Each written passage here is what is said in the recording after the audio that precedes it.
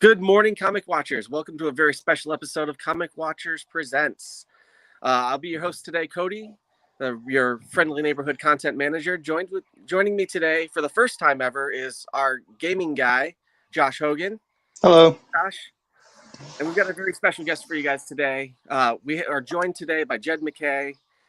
You may know his work from many Marvel projects, including the stellar Man Without Fear miniseries, his recently wrapped critically acclaimed Taskmaster series, and the rumor mill has him put on possibly an upcoming book that will feature a Disney Plus star. We'll see where all that goes. But Jed Mackay also is working with Boom Studios to put out a Magic the Gathering book. So that comes out April 7th.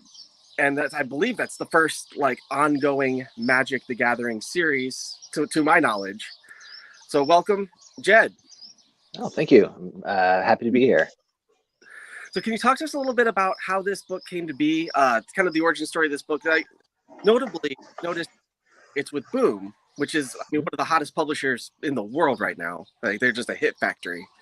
Mm-hmm. But rather than with IDW, where most of the other Hasbro kind of licensed products are. So, how does a book like this come about? As far as the licensing stuff goes, from one, outfit to another, it's all kind of beyond me. I really only came into it after the licenses had been sorted out, and Boom just kind of emailed me out of the blue. They said, "We've got the Magic license. We'd like to see if you'd be interested in doing a series for Magic, like an ongoing." And that's pretty much it. I had a lot of affection for Magic. I played it a lot when I was younger. I was very keen on it, and it just seemed like a really fun opportunity to kind of branch out of the superhero world where I've been spending most of my time. A property like Magic has such a long, winding history, and it's built dominantly out of word of mouth, flavor text. Additional information in small bits and doses here and there. How do you go about researching something like a world as vast as Magic? Well, the interesting thing is, when I was a kid and I was really into Magic, we only had sort of a piecemeal understanding of the story and the stuff that was going on and the characters, because it was, like you said, really sort of spread out. It was in flavor text and cards. It was, sometimes there were novels, because I'm talking around the Ice Age 4th edition time period. So that's early to the early mid 90s. So it was really exciting to me when I was a kid, because it was like uncovering a puzzle. Who are these characters? Who's this person who's always quoted? Where are these things? What's going on? It's changed a lot since then, because I was out of the game for about 20 years, I think. I stopped playing around Prophecy, and focused my efforts elsewhere. So I had a lot of catching up to do, and thankfully the internet exists, and people are very obsessed about any type of hobby.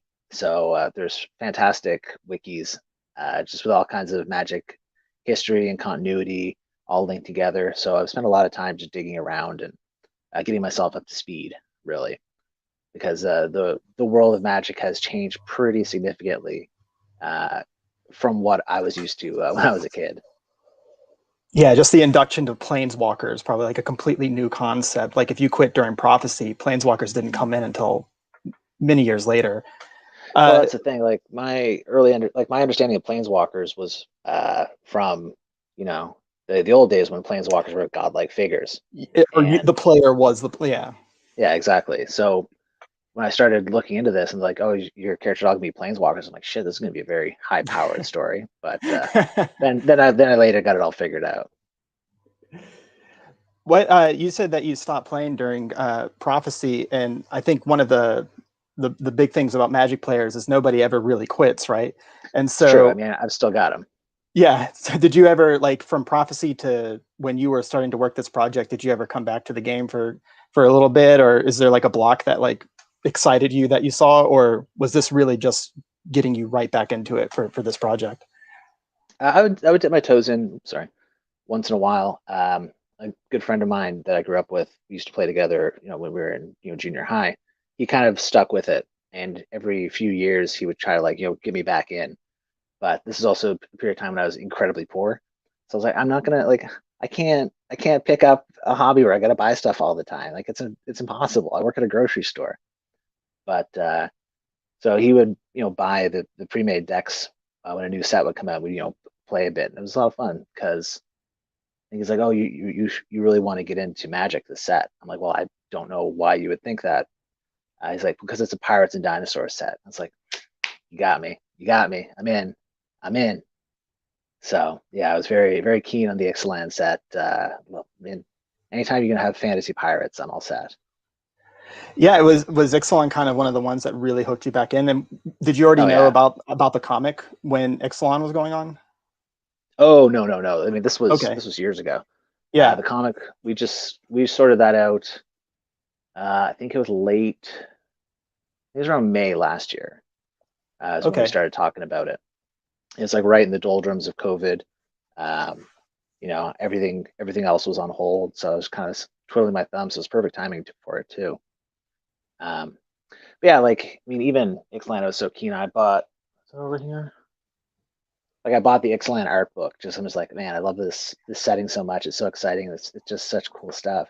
And since then, I've been collecting the different Art of Magic: The Gathering books, just because they're great reference. But also just a lot of fun. They're really cool. It's a series I wish was still going on. Yeah, for sure. For sure. Is there like, since you've been going back through like the history of the art and everything, is there like a particular plane or something that really speaks to you? I mean, coming from that '90s Magic, my heart always belongs to Dominaria. Yeah, You know, same.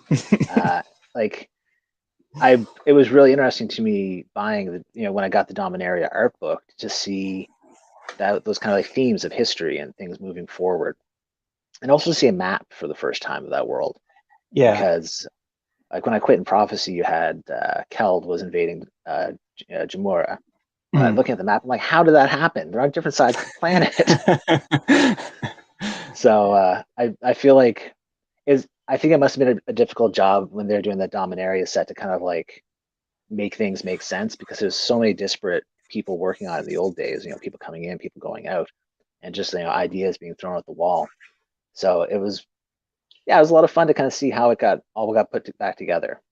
So yeah, that's always going to be right there for me. But at the same time, there's just so many exciting new places. Like I really love Ixalan. Innistrad is really cool.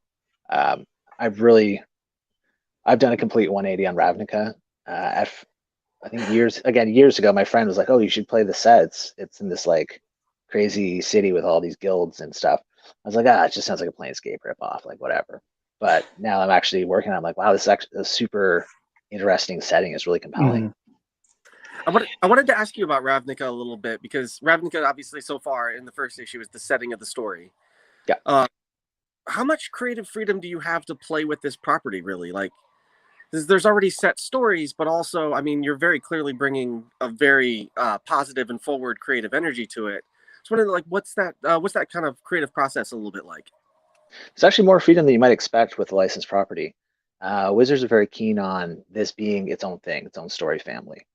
So it's something that they really wanted to signpost and call out at the beginning, which is why we start off with Ravnica and Niv Mizzet's flying over Ravnica, but he's got a mechanical body, and that's our signpost right off to say this these are the characters that you love and the settings you expect, but things are different. This is its own thing, and it will move in its own direction, and there will be changes or things that perhaps you didn't expect because at this point we're not beholden to the card game story at all. So at this point we've basically forked completely. So for That instance, the events of the Kaldheim set will not be reflected in the book because the book was in production at the point of the time Kaldheim came out, et cetera, et cetera.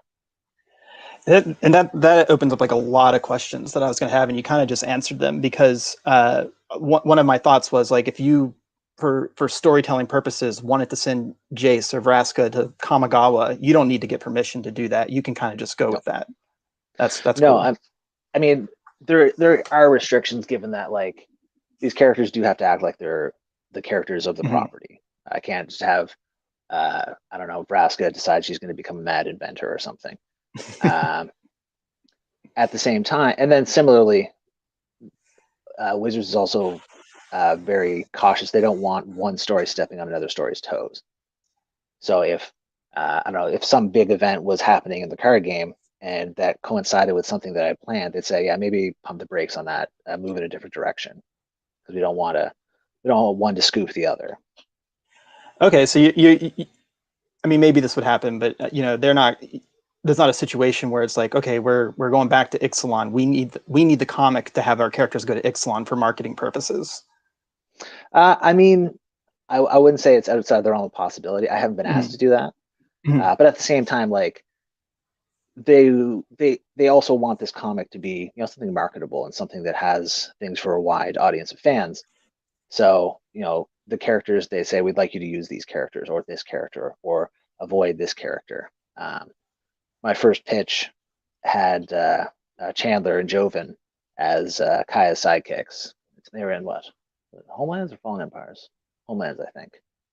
And that was just like, they're like, no one cares about these characters. No one cared about them 30 years or 25 years ago. Like, what are you doing? I'm like, okay, yeah, that's right. You're trying to sell this comic, right? I forgot. You want people to buy it. It's not just there for my own amusement. And sort of with that in mind, because where the direction I'm heading with these like the planes questions, can you create your own plane? I think it's probably something we get into down the line, but ideally, it goes back to kind of marketing, saying we want to focus on the things that are part of this property. So they would prefer, we work with established planeswalkers, we work with established planes, because these are the things that are already there, and they want people to see things that are familiar, like any licensed property, but being used in ways that are new, being used in ways that perhaps the audience didn't expect. And the thing is, with Magic, there's so many planes and there's so many planeswalkers that it's not like you got to worry about running out of them and have to make up new ones to fill in the spot, Yeah, no, that makes total sense. You had said you'd done like a 180 on Ravnica, so were you kind of told like your starting point is with these characters after the events of War of the Spark in Ravnica go, or did you choose that point? No, I picked Ravnica. It just seemed like a natural starting point. In the same way that every superhero in Marvel seems to live in New York, Ravnica is seems to me to be very much Magic's New York at this point in time. I think that's fair. And I mean, and rightfully so. So it seemed like just a good place to start. It's a place that fans like. It's a place that is familiar. It's a place that has so many things to draw on just within that one city. I mean, the one city that's the size of a planet, but you know what I mean. Speaking of Marvel, you've done most of your work at Marvel, and I think this is the first time you've worked outside of Marvel, if I'm not mistaken. Like I flipped through everything, I couldn't find anything that was outside of Marvel. So how's the experience been at Boom? Because I mean, everything that I've heard about Boom so far has been just incredible. Like the word of mouth for what they're doing over there is out of this world. So can you talk a little bit about what it's like to move from Marvel to Boom and do a project with a different publisher? Yeah. It's been great working with Boom. Amanda, Bryce, and Kenzie, the editorial team, have been super supportive, and just really great to kind of. They're open to new ideas. They're very down to like discuss and kind of like bounce ideas back and forth, and they're always willing to advocate on behalf of the people that are working for them.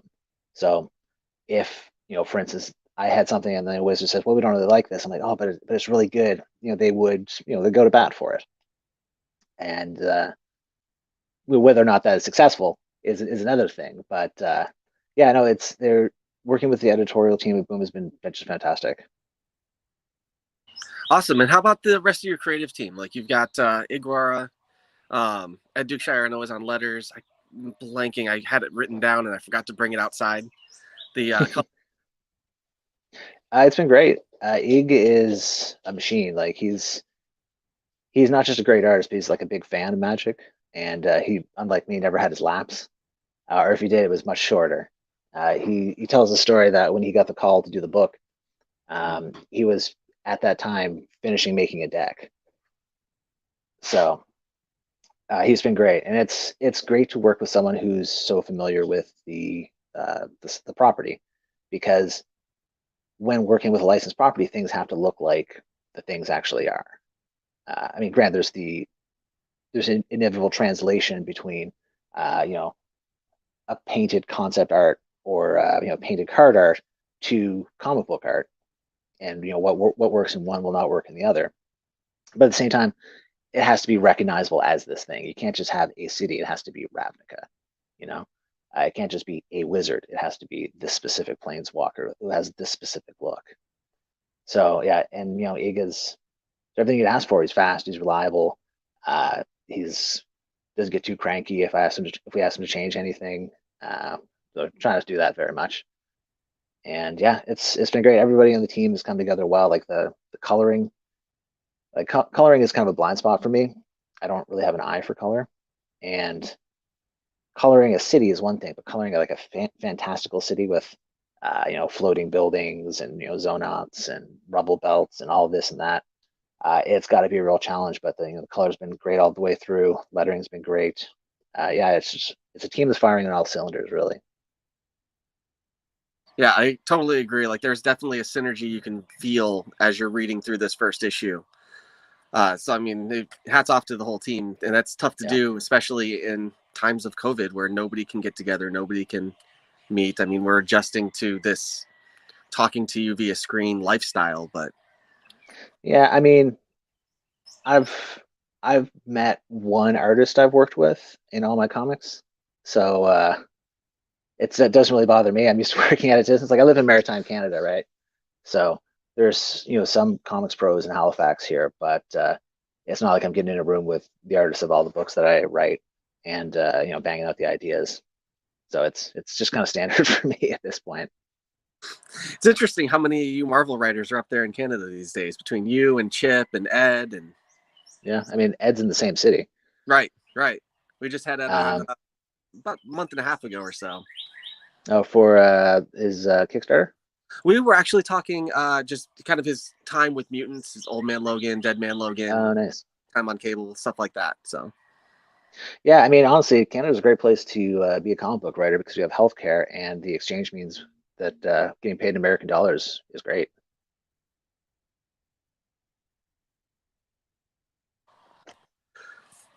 oops, my mute got funny there for a second. Um, Josh, jump back in here. I know you've got more questions. I'm sorry I hijacked you there. I just No, it's okay. runs through my head. It's okay.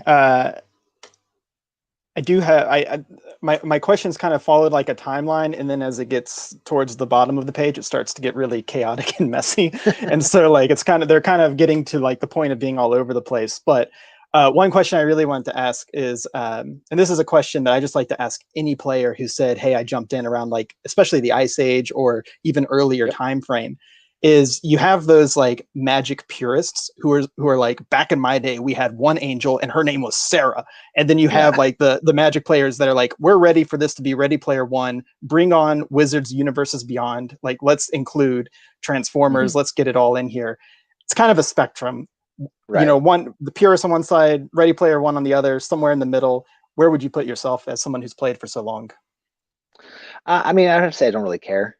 Um, it's like I saw the Godzilla set and like the Walking Dead set, and honestly, it's not like I would be surprised if it was something like you know, if this you know, coming Warhammer set crosses over where you have you know, Space Marines on Dominaria or something. That would surprise me. But as it's just, you know, essentially a promo thing, I don't really care. Doesn't bother me. That's fair. I feel like that's what the majority of the community says. You definitely have those purists, but the majority of the community is like, it's a game. We're just having fun, you know. Like it's Yeah. And I yeah. mean, also, I don't, you know, I don't really play currently, so I don't really have any skin in the game. Um, my concern is just, you know, just gotta keep this comic going.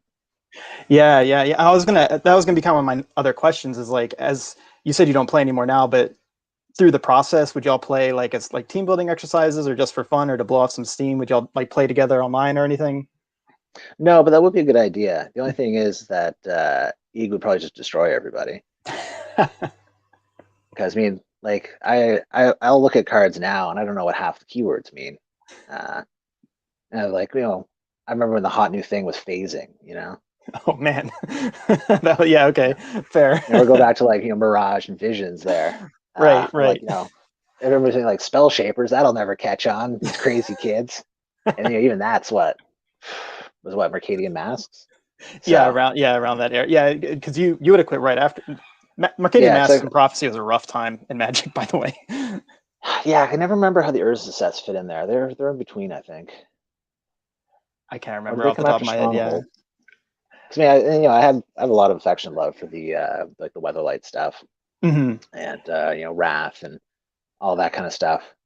But Yeah, same. That was definitely like the golden age of Magic for a lot of people. Was that?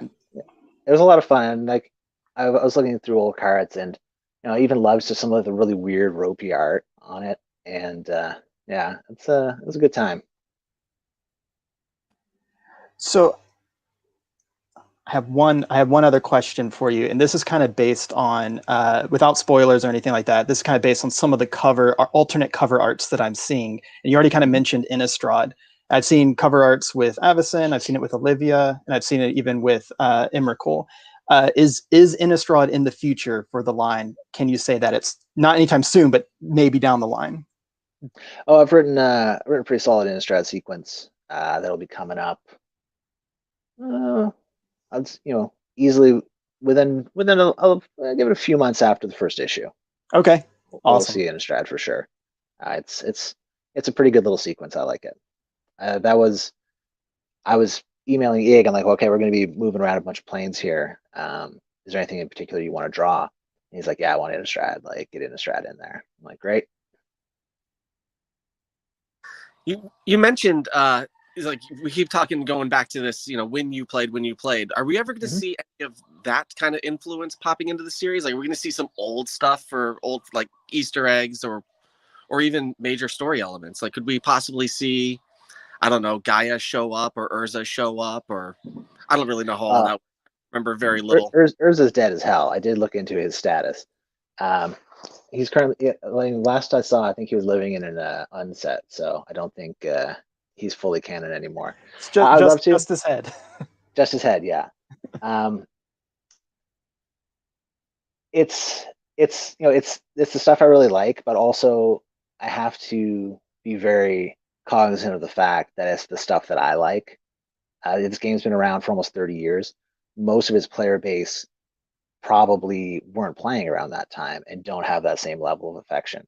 So while I do like to put that stuff in, we also have to keep a look, keep the view forward. Like I said, my first pitch for it was just like chalk a block with old stuff. I think I had like Feldegriffs in there and Joven and Chandler and Stang, Aaron the Relentless, all my old weird faves. And they're just like, yeah, that's not going to work. We got to actually sell them stuff that we still sell. So Uh, the Stang comic for all the Stang fans out there is not coming, huh? I mean, not yet, not yet. Maybe if we make a big enough splash with this magic, we can have like Stang and then Stang Twin or Stang Clone or Stang Twin in there. It's what the But people yeah, want. I was when I was starting out to get myself caught up. My friend who I'd mentioned who kept trying to get me back in the game. I was messaging with him a lot because I'm like, I got to get this pitch out, and I'm also researching at the same time. So I'm going to run these ideas past you since you know all this stuff, and you can help me out, and we'll figure it out. So he was a great resource. I think I was just drinking one night and I just started texting him just like Stang, Stang, Stang, Stang. So I was like, this is the best name ever. I'm just so taken with it. I gotta say, and this really isn't a question, but I don't know. I gotta say, like the temptation to make everything Dominaria, to make the things you like, and then you had said that Ravnica wasn't exactly your favorite at the time.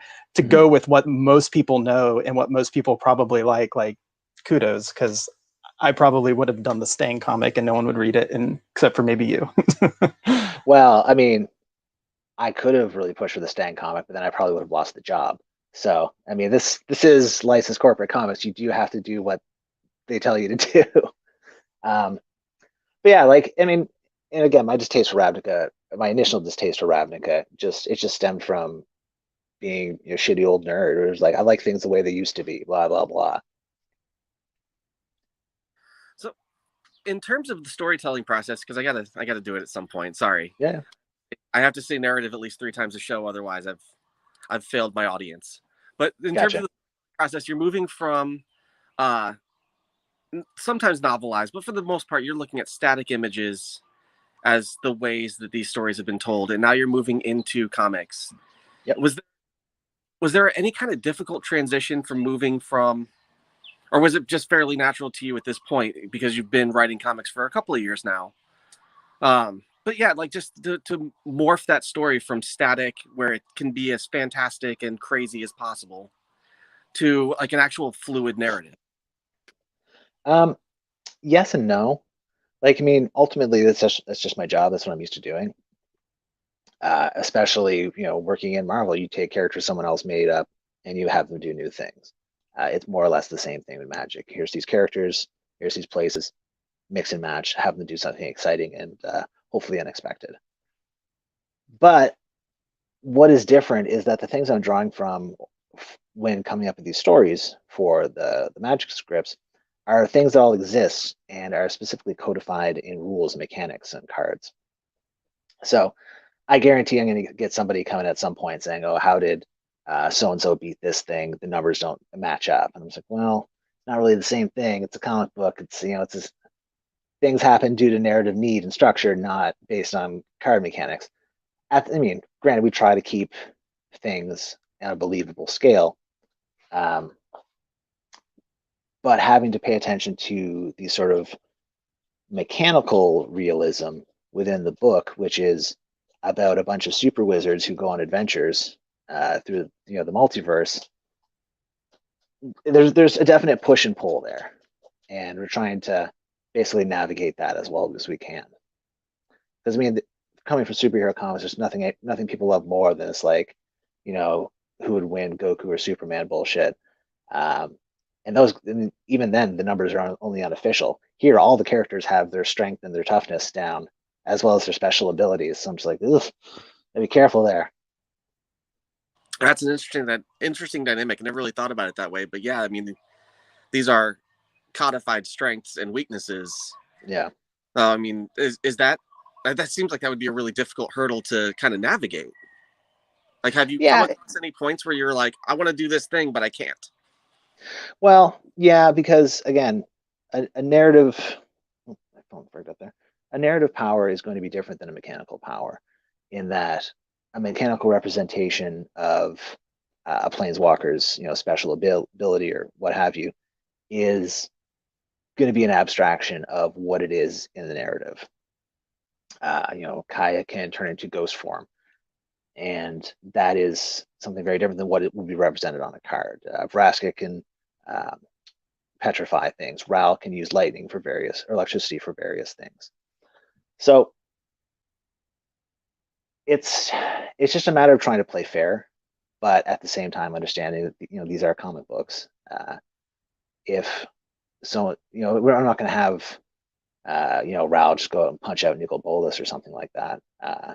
But at the same time, that's why we read comics for. We read them for people doing unexpected things, people beating the odds, um, people getting up to adventures that for normal people would get them dead.